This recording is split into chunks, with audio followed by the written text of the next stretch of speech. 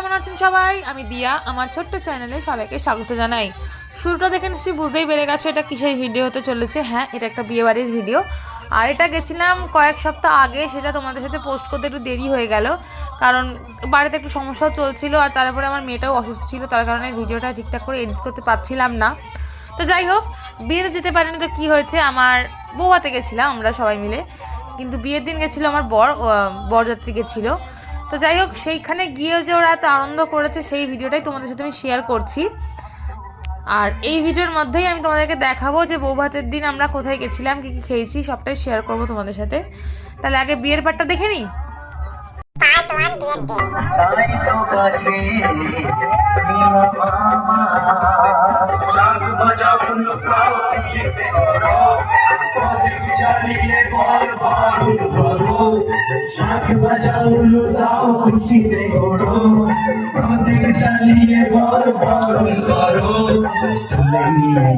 যখন ভালোবেসেছি সাত পাখি যখন ভালোবেসেছি সাত পাখি নিয়ে যেতে এসেছি।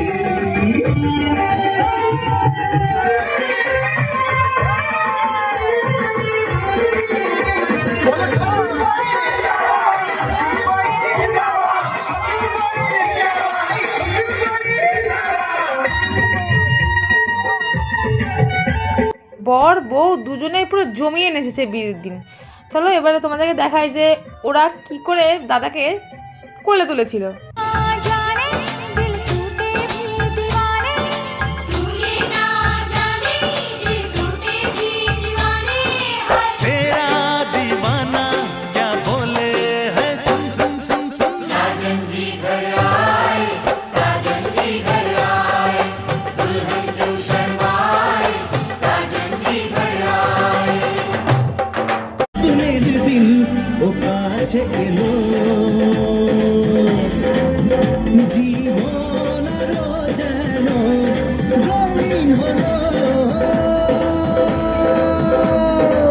সত্যি বলতে বিয়ের পরে আমার যে ওপিনিয়ন, যে প্লিজ কেউ বিয়ে করো না, বিয়ে করলে নিজের জীবনটা ধ্বংস, সত্যি বলছি।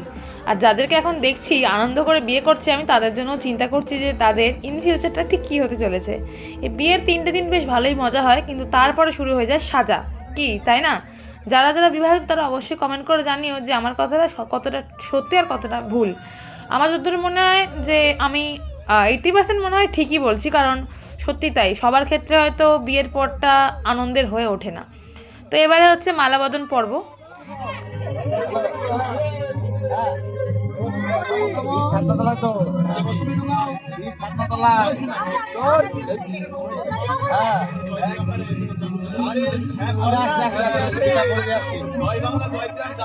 এই তো গেল বিয়ের দিনের পর্ব। এবারে তোমাদের সঙ্গে শেয়ার করব যে বৌভাতের দিন আমরা গিয়ে কি কি করেছিলাম।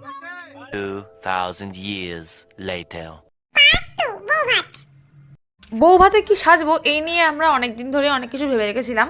আর এখানে দেখো আমি অলরেডি হেয়ার স্টাইল করে নিয়েছি, আর তখনও আমার ননদ রেডি হয়নি, মানে ওর পুরো মুখের মেকআপ হয়নি, শুধুমাত্র চুলটা হয়েছিল, চুলেও সেরকম কিছু করেনি, শুধুমাত্র স্ট্রেটনিং করে নিয়েছিল চুলটা।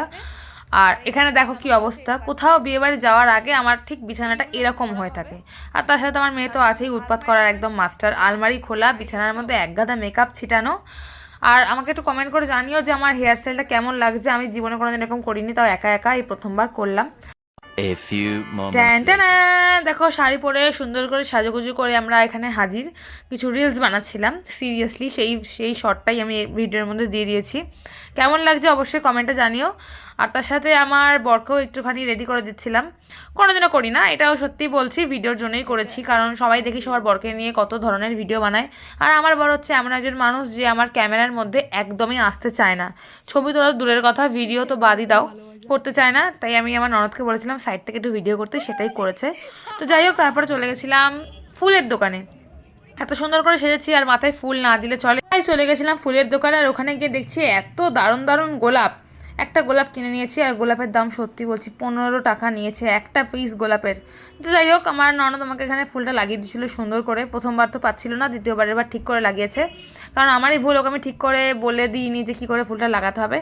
আর এই দেখো বিয়েবাড়ি চলে এসেছি কথা বলতে বলতে, কারণ একদমই কাছে বিয়েবাড়ি, আর এই বিয়েবাড়িটাতেই আমারও বৌভাত হয়েছিল একদিন।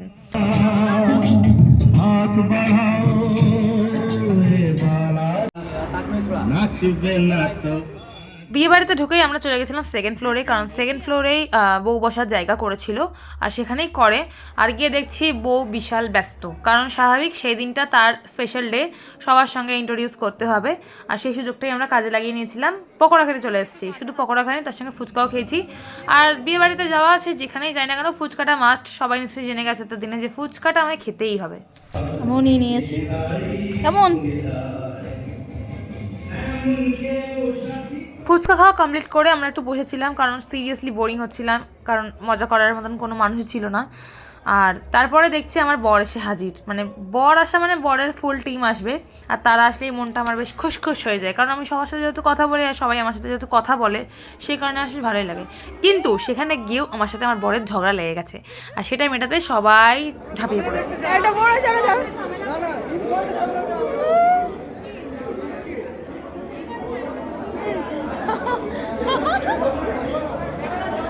এটা হচ্ছে আমার বরের ফুল টিম, এখানে হাফ কিছুজন ভাসুর, হাফ কিছুজন দেওর। এবারে চলো তোমাদেরকে বলি যে গ্রুম কি বলেছে তার বিয়ে নিয়ে। এই হচ্ছে আমাদের গ্রুমের সাথে। কেমন লাগছে দাদা বিয়ে করে? ভালো, হেভি লাগছে না? হ্যাঁ একদম বিশাল এক্সপিরিয়েন্স।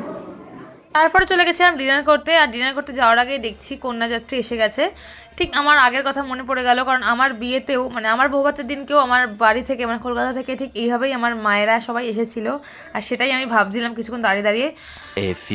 তারপরে বসে পড়েছিলাম খেতে, আর মেনু কার্ড তো দেখতেই পেয়েছো কী কী আইটেম ছিল, কিন্তু সব কিছু আমি খাইনি। আর যেগুলো খেয়েছিলাম সেগুলো তোমাদের সাথে একবার শেয়ার করে নিই। কড়াইশুটির কচুরি, তার সঙ্গে ছিল চানা মেটে, চানা তো আমি খাই না, শুধু ওই গ্রেভিটুকুই খেয়েছিলাম। আর তারপরে নিয়ে নিয়েছিলাম ফ্রাইড রাইস, আর তার সাথে ছিল মাটন।